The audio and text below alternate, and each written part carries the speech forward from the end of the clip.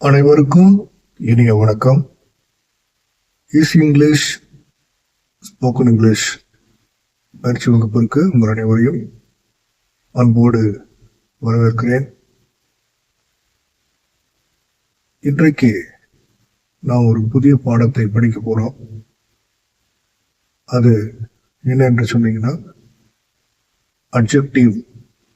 ஆங்கிலத்தில் அட்ஜெக்டிவ் என்று சொல்லப்படுகிற வார்த்தையை, இலக்கண கூறை நாம் படிக்க போகிறோம். படிக்கலாமா? சரி. அட்ஜெக்டிவ் என்று சொன்னால் என்ன என்பதை முதலில் நாம் புரிந்து கொள்ள வேண்டும்.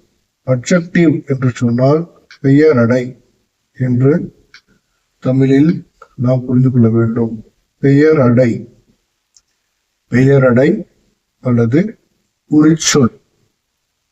உரிச்சொல் ஒரு வார்த்தையிலிருந்து மருவி உரித்து எடுக்கப்பட்டு இன்னொரு வார்த்தையாக மாறுகிற ஒரு வார்த்தை தான் அட்ஜெக்டிவ், பெயரடை என்பதாகும். புரிஞ்சுக்கிட்டீங்களா? இதுதான் அட்ஜெக்டிவ் விளக்கம்.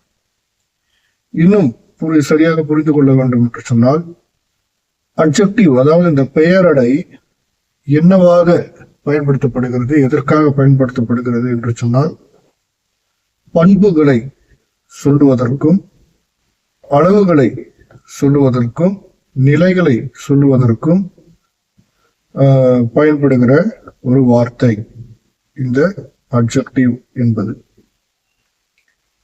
நான் உங்களுக்கு தொடர்ந்து கிளாஸ் எடுக்கும்போது உங்களுக்கு அது புரியும்.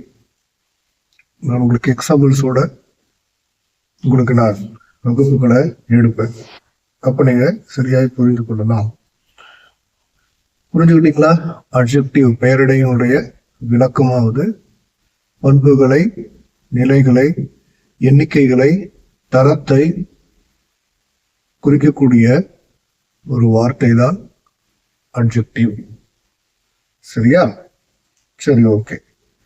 இந்த அட்ஜெக்டிவ்ல 10 வகைகள் நாம் பார்க்க போகிறோம். இந்த 10 வகைகளை நீங்க கூகுள்ல தேடினா கூட 10 வகைகள் உங்களுக்கு வராது. நான் உங்களுக்கு சிறப்பாக இந்த பாடங்களை எடுத்து கொடுக்க விரும்புகிறபடியினால உங்களுக்கு முழுவதுமாக கற்றுக் கொடுக்க வேண்டும் என்ற எண்ணத்தோடு நான் உங்களுக்கு கற்றுக் கொடுக்கிறேன். மொத்தம் 10 பெயரடைகளை, அட்ஜெக்டிவை நாம் படிக்க போகிறோம். படிக்கலாமா? சரி. முதலாவது நம்ம படிப்பதற்கு முன்பாக அது என்னென்ன வகையான அட்ஜெக்டிவ்ஸ் இருக்கிறது என்பதை நாம் பார்க்கலாம்.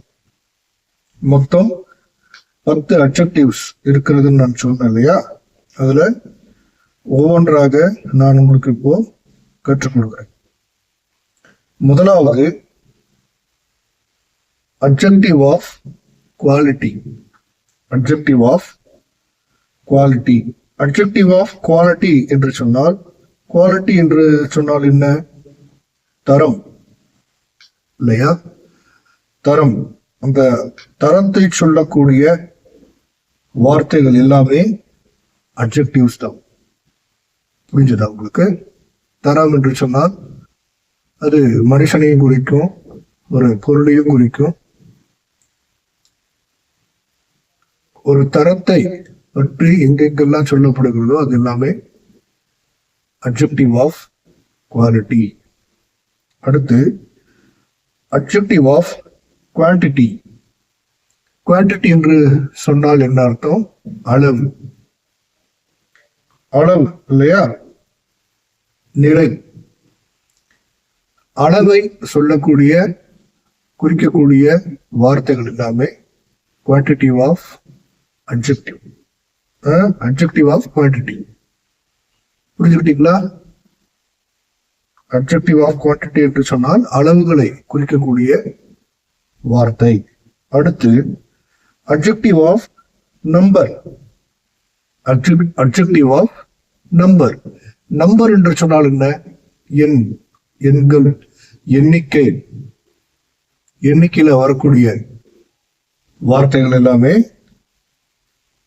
Adjective of number. புரிஞ்சுதா? அடுத்து டெமான்ஸ்ட்ரேட்டிவ் அட்ஜெக்டிவ். டெமான்ஸ்ட்ரேட்டிவ் அட்ஜெக்டிவ் போன வகுப்புல, சென்ற வகுப்புல நம்ம பார்த்தோம். டெமான்ஸ்ட்ரேட்டிவ் ப்ரோனவுன் என்று பார்த்தோம் இல்லையா? இப்ப டெமான்ஸ்ட்ரேட்டிவ் என்று சொன்னாலும் இந்த வார்த்தைக்கு என்ன அர்த்தம்? ஆதாரபூர்வமாக, இல்லையா? ஆதாரபூர்வமாக. டெமான்ஸ்ட்ரேட்டிவ்னா மற்றவர்களுக்கு நாம் வெளிப்படுத்துகிற ஒரு விஷயம். இது ஒரு எமோஷன், ஒரு கேரக்டர் சம்பந்தமான வார்த்தைகளாக கூட இருக்கும். புரிஞ்சுதா? நான் உங்களுக்கு தொடர்ந்து இந்த விளக்கங்களோடு எடுத்துக்காட்டுகளோடு உங்களுக்கு நான் சொல்லும் போது உங்களுக்கு தெளிவாக புரியும். அடுத்து டிஸ்ட்ரிபியூட்டிவ் அட்ஜெக்டிவ். டிஸ்ட்ரிபியூட்டிவ் என்று சொன்னால் விநியோகிக்கக்கூடிய, இல்லையா? விநியோகிக்கும் காரியங்கள். இதுலயே நான் உங்களுக்கு இப்போதைக்கு எக்ஸாம்பிள் சென்டென்ஸ் சொன்னா நீங்க குழம்பி விடுவீர்கள். ஆகவே நான் தொடர்ந்து இந்த வகுப்பை பொறுமையா பாருங்க, படிங்க. எக்ஸாம்பிள்ஸோட நான் அந்த டாபிக் எடுக்கும்போது நான் உங்களுக்கு தெளிவாய் நான் கற்றுக் கொடுக்கிறேன். அப்போ விநியோகிக்கக்கூடிய வார்த்தைகள் இதெல்லாமே உங்களுக்கு டிஸ்ட்ரிபியூட்டிவ் அட்ஜெக்டிவ்ல வரும். சரியா?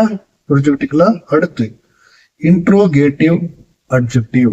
இன்ட்ரோகேட்டிவ்ங்கிற வார்த்தையை ஆங்கில இலக்கணத்திலிருந்து நீங்க எடுத்து போடவே முடியாது, தவிர்க்கவே முடியாது. இந்த இன்ட்ரோகேட்டிவ்ங்கிற ஒரு வார்த்தை அது மிகவும் முக்கியமான வார்த்தை.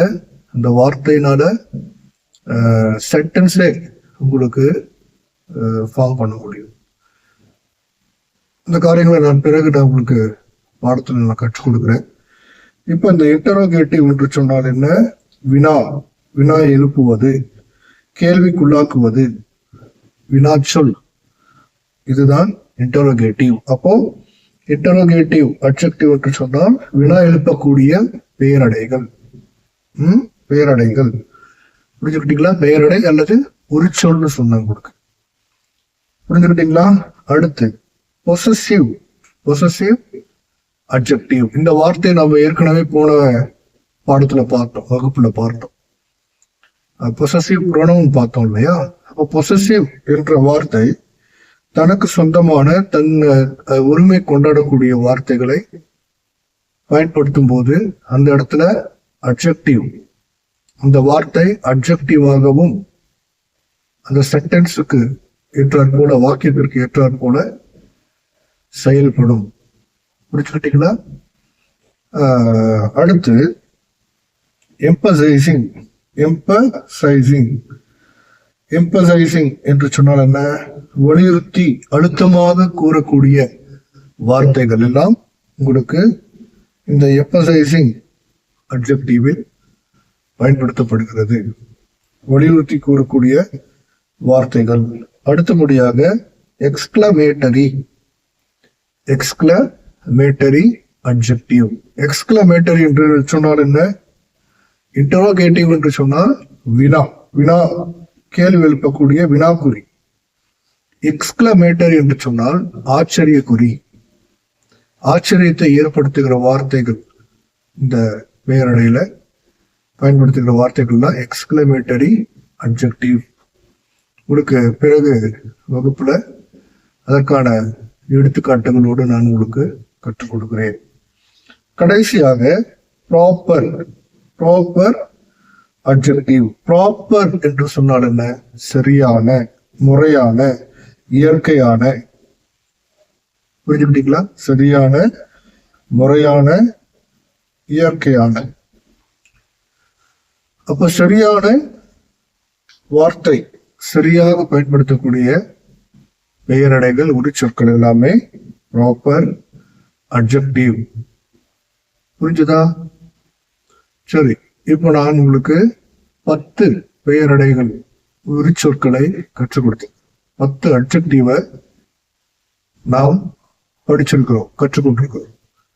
தொடர்ந்து இந்த வகுப்புல ஒரு 4 அல்லது 5 அட்ஜெக்டிவ்வினுடைய வகைகளை நான் விளக்கமாக எடுத்துக்காட்டு வார்த்தைகளோடு உங்களுக்கு நான் கற்றுக் கொடுக்கிறேன். கிளாஸுக்கு போலாமா? இந்த வகுப்பு நிச்சயமா உங்களுக்கு பிரயோஜனமா இருக்கும். உங்களுக்கு பிரயோஜனமா இருப்பது போல மற்றவர்களுக்கும் பிரயோஜனமா இருக்க, மற்றவர்களுக்கும் நீங்க அறிமுகப்படுத்தி ஷேர் பண்ணுங்க.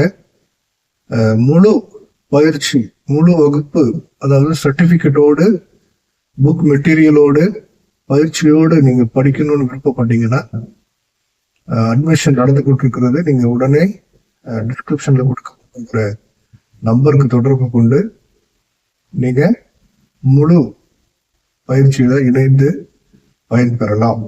சரி, இப்ப வாங்க அடுத்து நம்ம அட்ஜெக்டிவ் ஆஃப் குவாலிட்டி முதலாவது 10 பார்த்தோம். அதுல முதல்ல நம்ம என்ன பார்த்தோம்? அட்ஜெக்டிவ் ஆஃப் குவாலிட்டி பார்த்தோம் இல்லையா? இந்த அட்ஜெக்டிவ் ஆஃப் குவாலிட்டியினுடைய விளக்கம் என்னன்னு கேட்டீங்கன்னா,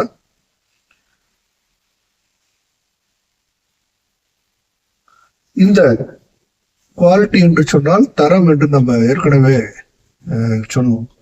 அப்போ ஒரு மனுஷனுடைய, ஒரு பர்சனுடைய தரத்தையோ, ஒரு பொருளினுடைய தரத்தையோ குறிப்பிட்டு சொல்லக்கூடிய வார்த்தைகள் எல்லாம் அட்ஜெக்டிவ் ஆஃப் குவாலிட்டி. புரிஞ்சுக்கிட்டீங்களா? உதாரணத்துக்கு ஒரு சில வார்த்தைகளை நான் உங்களுக்கு கற்றுக் கொடுக்கிறேன், குறித்து வைத்துக் கொள்ளுங்க. Wealthy, regional, industrial, fundamental, elementary, primary. ஓகேவா? இந்த வார்த்தைகள் எல்லாம் உங்களுக்கு அட்ஜெக்டிவ் ஆஃப் குவாலிட்டி. ஒரு இடத்தையோ, ஒரு பொருளையோ, ஒரு நபரையினுடைய தரத்தை சொல்லக்கூடிய வார்த்தைகள் இதெல்லாமே உங்களுக்கு அட்ஜெக்டிவ் ஆஃப் குவாலிட்டியில வரும். Example, he is a wealthy person. He is a wealthy person. ஒரு நபரை பற்றி சொல்லக்கூடிய வார்த்தை, அவர் மிகவும் வசதியான ஒரு நபர். அவருடைய வசதியை பற்றி குறிப்பிட்டு சொல்றோம் இல்லையா? அந்த இடத்துல வெல்த்திங்கிற வார்த்தை வருகிறதுனால இது அட்ஜெக்டிவ் ஆஃப் குவாலிட்டி. புரிஞ்சுக்கிட்டீங்களா? இன்னொரு சென்டென்ஸ் நான் உங்களுக்கு சொல்றேன். Visakhapatnam is an industrial city. Visakhapatnam is an industrial city. அதாவது விசாகப்பட்டினம் என்கிற அந்த ஒரு பகுதி, பட்டணம், தொழிற்சாலைகள் நிறைந்த ஒரு நகரம்.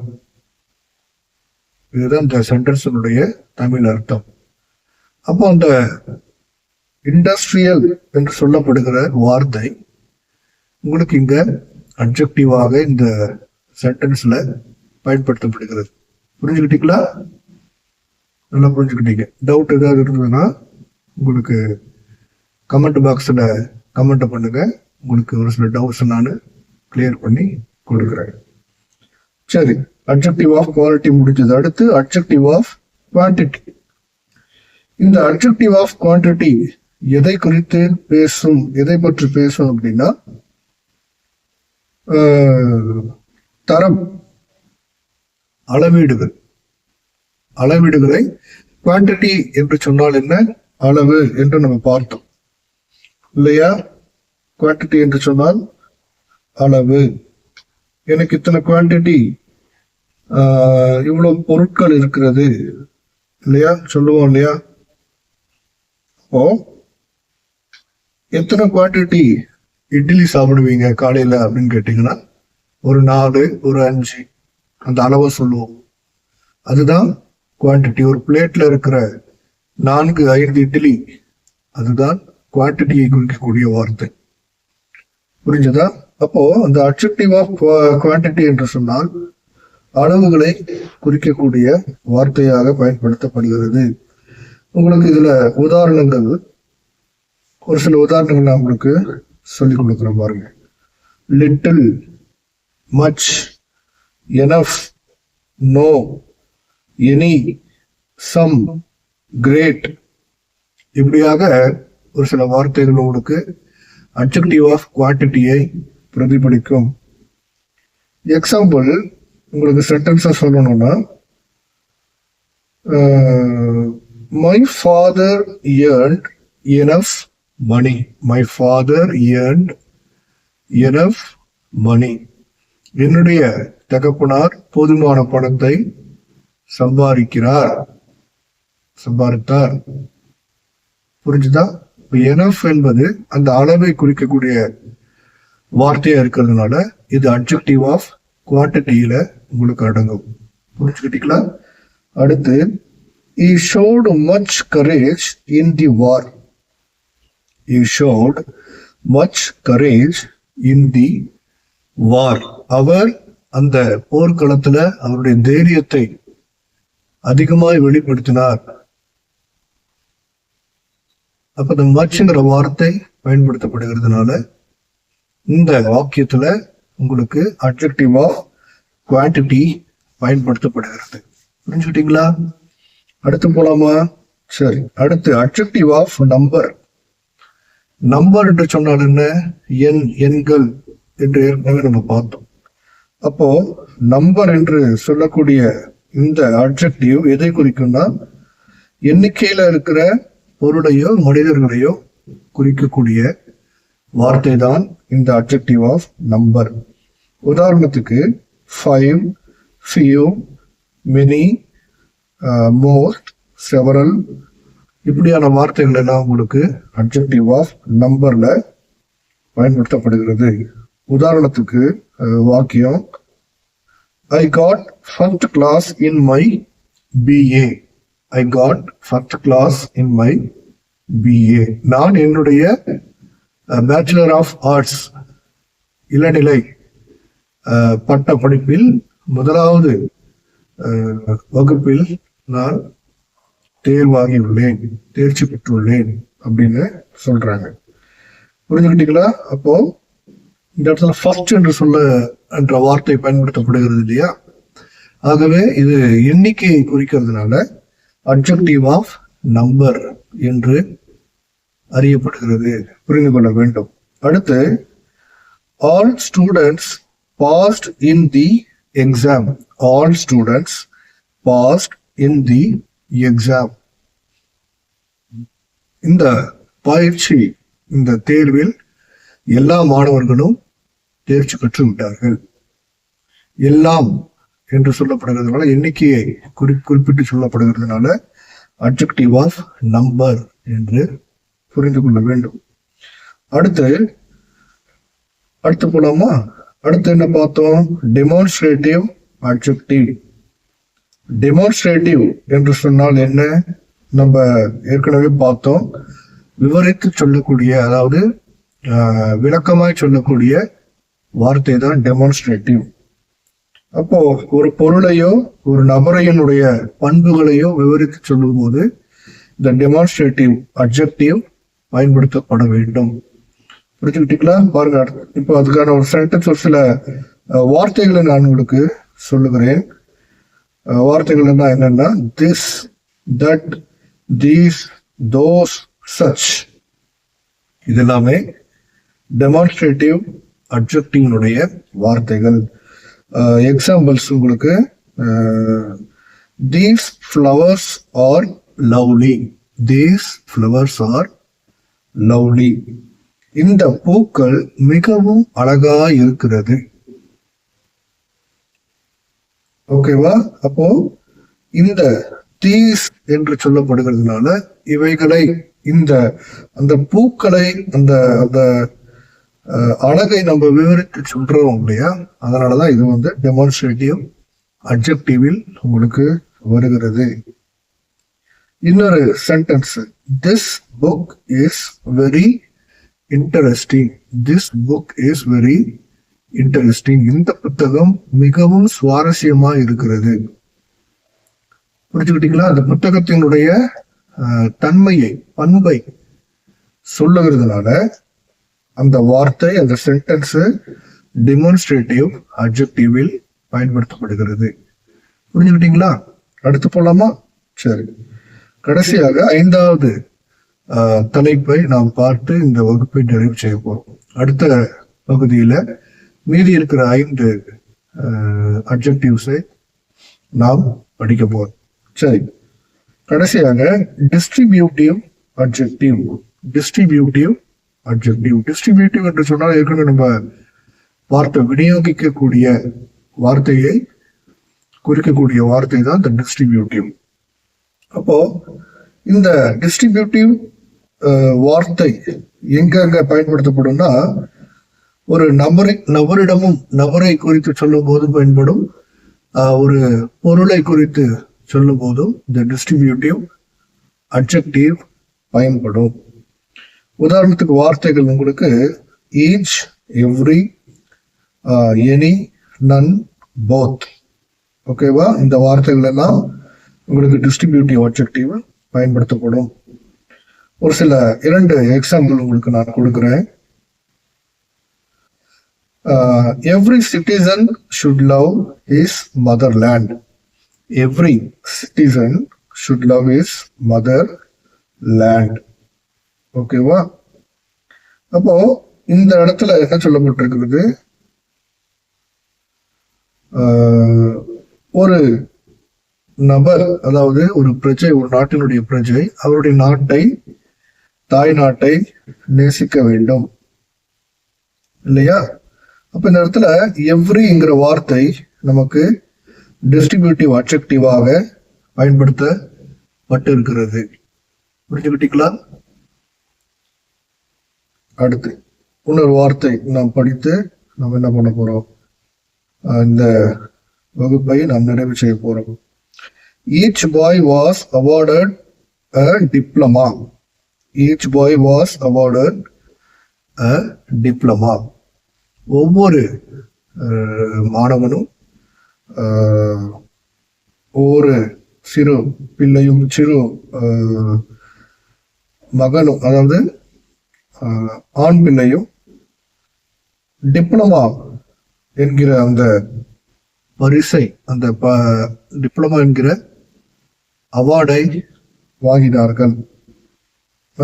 அப்போ இந்த வார்த்தை ஈச் என்கிற வார்த்தை இங்க டிஸ்ட்ரிபியூட்டிவ் அட்ஜெக்டிவாக பயன்படுத்தப்படுகிறது. இந்த ஈச் பாய்ங்கிற வார்த்தை, ஈச்ங்கிற வார்த்தை அங்க இருக்கிற எல்லா பிள்ளைகளுக்கும் கொடுக்கப்பட்ட அந்த அவார்டை நமக்கு புரிதலை ஏற்படுத்துகிறதுனால டிஸ்ட்ரிபியூட் பண்றாங்க. அந்த அவார்டு எல்லாருக்கும் டிஸ்ட்ரிபியூட் பண்றாங்க இல்லையா? அப்போ அந்த ஈச்ங்கிற வார்த்தை நமக்கு டிஸ்ட்ரிபியூட்டிவ் அட்ஜெக்டிவாக இந்த சென்டென்ஸில் பயன்படுத்தப்படுகிறது. புரிஞ்சுக்கிட்டீங்களா? சரி, இதோடு நான் வகுப்பை நான் நிறைவு செய்ய போறேன். அடுத்த பார்ட் 2ல் உங்களுக்கு கைண்ட்ஸ் ஆஃப் அட்ஜெக்டிவ்ஸினுடைய மீதம் இருக்கிற 5 அட்ஜெக்டிவ்ஸ், அதாவது பெயரடை உரிச்சொல்லினுடைய வகைகள் உங்களுக்கு தமிழ் வழியில் ஆங்கிலத்தில் உங்களுக்கு கற்றுக் கொடுக்க இருக்கிறேன். தொடர்ந்து இந்த சேனலை நீங்க பாருங்க, பார்த்து மற்றவர்களுக்கும் நீங்க அறிமுகப்படுத்துங்க. இந்த வகுப்பு முற்றிலும் இலவசம். இந்த டுட்டோரியல் வகுப்பிற்கு எந்த கட்டணமும் கிடையாது. உங்களுக்கு முழு பயிற்சியில இணைந்து பயன்பெறணும் என்று நீங்க விருப்பப்பட்டால் ஒரு சிறிய கட்டணத்தை நீங்கள் செலுத்தி நீங்கள் பயிற்சியில கலந்து கொள்ளலாம். பயிற்சி முடிவில் உங்களுக்கு சர்டிபிகேட்ஸும் வழங்கப்படும்.